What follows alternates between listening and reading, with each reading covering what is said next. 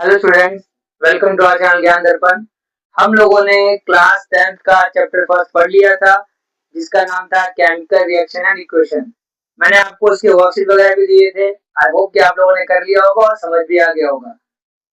आज हम कर रहे हैं क्लास 10th का ही साइंस का चैप्टर नंबर सेकंड, जिसका नाम है एसिड बेसिस एंड सॉल्ट्स।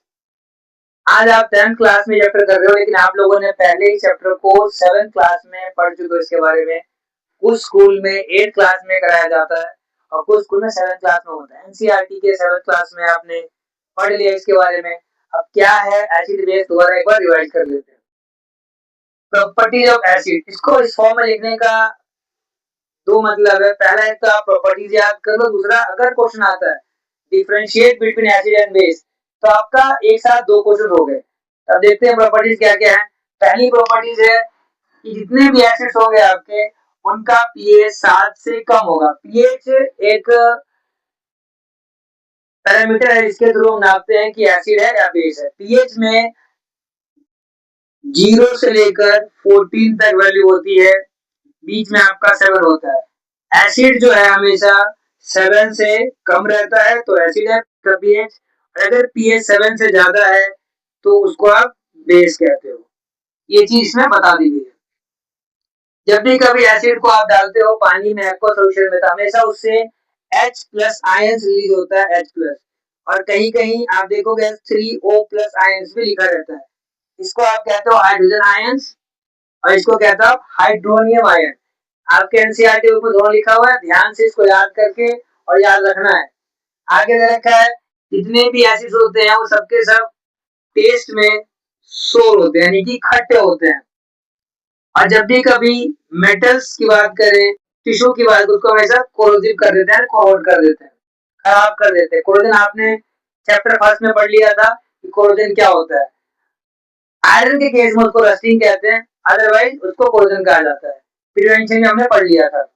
आगे है जो आपका एसिड है हमेशा ब्लू लिटमस को रेड में कन्वर्ट कर देता है। कुछ एग्जांपल देख लेते हैं। एसिड्स आपके दो टाइप के हैं, एक आपका ऑर्गेनिक और एक आपका इनऑर्गेनिक। जो ऑर्गेनिक है वो हमेशा किसी न किसी ऑर्गेनिज्म से प्राप्त किए जाते हैं, ऑब्टेन किया जाता है। उसके बारे में चैप्टर के आगे पढ़ेंगे कौन कौन से ऑर्गेनिक एसिड है। फिलहाल यहाँ एग्जांपल दे रखा आपको HCl हाइड्रोक्लोरिक एसिड और H2SO4 यानी कि सल्फ्यूरिक एसिड। ये प्रॉपर्टीज आपको याद रखना है, डिफरेंस में भी काम आ जाएगा। बेस की बात करें तो बेस में आपका पीएच जो है हमेशा 7 से प्लस में होगा। और 7 किसका होता है? 7 होता है आपका न्यूट्रल का, जो बिल्कुल न्यूट्रल, ना वो एसिड की तरफ ना बेस की तरफ।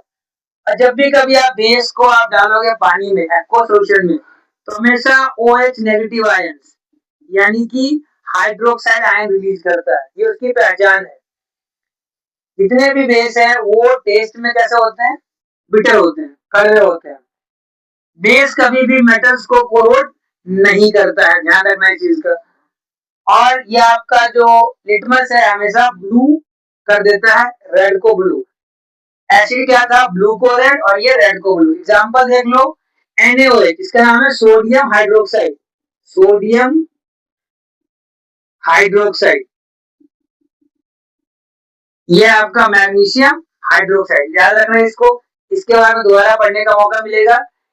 तो ये प्रॉपर्टीज और डिफरेंशिएशन जो है आपको याद रखना है। आगे देखते हैं टॉपिक कौन सा है। इसी चैप्टर टॉपिक है आपका इंडिकेटर। अब इस इंडिकेटर को वो नहीं समझना जो हमारी गाड़ी में होता है, उसको समझ भी सकते हो। वो क्या करता है? लेफ्ट और राइट बताता है।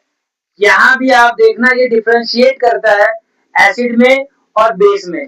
मतलब कुछ ना कुछ स्पेसिफिक चीजें होती है जो बताती है कि हाँ ये एसिड में होता है और ये बेस में होता है।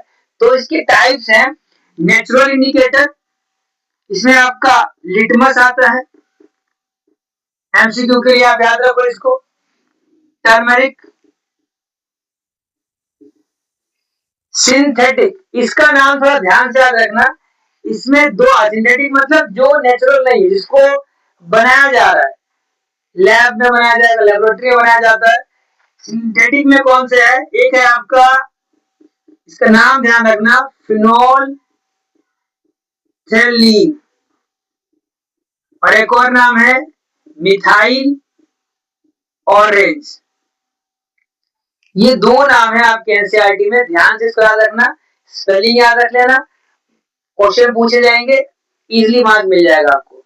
अगला है आपका ओल्ड फैक्ट्री इंडिकेटर, मतलब कई ऐसे इंडिकेटर्स हैं जो स्मेल के थ्रू पता लग जाता है कि वो एसिडिक स्मेल है या बेसिक स्मेल है। क्लोव, वेनिला, तो ये जो इंडिकेटर्स हैं ये आपके ओल्ड फैक्ट्री इंडिकेटर्स हैं। अब मैं आपको बताऊंगा इसका नेक्स्ट टॉपिक जो किसी चैप्टर का है वो भी देखते हैं। उस टॉपिक में क्या है, हमने पढ़ा था फिजिकल चेंज और केमिकल चेंज। आज देख रहे हैं हम इसके अंदर इसकी प्रॉपर्टीज। तो केमिकल चेंज वो उसमें न्यू सब्सटेंस फॉर्म हो जाता है और वो रिवर्सिबल नहीं होता। यहाँ जो है, यहाँ क्या फॉर्म हो रहा है वो देखो कि जब कभी कोई मेटल रिएक्ट करता है आपके किसी भी एसिड के साथ तो एक सॉल्ट बनता है और साथ में गैस रिलीज होती है जिसका नाम है हाइड्रोजन गैस। आगे इसके एग्जाम्पल से समझ लो इसको ध्यान से। आपके पास एक एसिड है जिसका नाम है HCl। आप Zn एक मेटल के साथ एड कराते हो तो इसका बन जाएगा ZnCl प्लस में H2। कहीं Zn को आप रिएक्ट कराते हैं H2SO4 के साथ तो ZnSO4 बन जाएगा, H2 रिलीज हो जाएगा। तो जब भी कभी मेटल रिएक्ट करता है किसी एसिड के साथ तो गैस रिलीज कौन सी होती है, हाइड्रोजन। इसका पता कैसे लगाते हैं इसके बारे में आगे पढ़ेंगे। नाम याद रखना पॉप टेस्ट। ये पॉप टेस्ट की वजह से पता लगता है कि निकलने वाली गैस कौन सी है, हाइड्रोजन। इसको आप बैलेंस कर लेना कि किस तरीके से बैलेंसिंग सिखाया था। साथ में नाइन्थ में जो पढ़ के आए हैं उसके बारे में बता देता हूँ, उनको फॉर्मुलेशन भी आना चाहिए। अगर भूल गए हो तो यहाँ आपको एक हिंट दे दिया है कि फॉर्मूला बनाने के बाद फिर आपको बैलेंस करना है। तो ध्यान से देखो कि इन दोनों में से कौन सा फॉर्मूला ठीक नहीं है, तो आपको फॉर्मूला बनाना है फिर बैलेंस करना है। अगला टॉपिक जो है वो नेक्स्ट क्लास में देखेंगे, नेक्स्ट वीडियो में देखेंगे कि उसमें और कौन कौन सी प्रॉपर्टीज पढ़नी है हमें एसिड की और बेस की। तब तक के लिए इनको पढ़ो, रिवाइज करो। इसके लिए आपको ऑल द बेस्ट। और जिसने लाइक सब्सक्राइब नहीं कर रखा वो लाइक सब्सक्राइब भी कर लो, जिससे आपको अप टू डेट सारे वीडियोस मिलते रहें। All the best.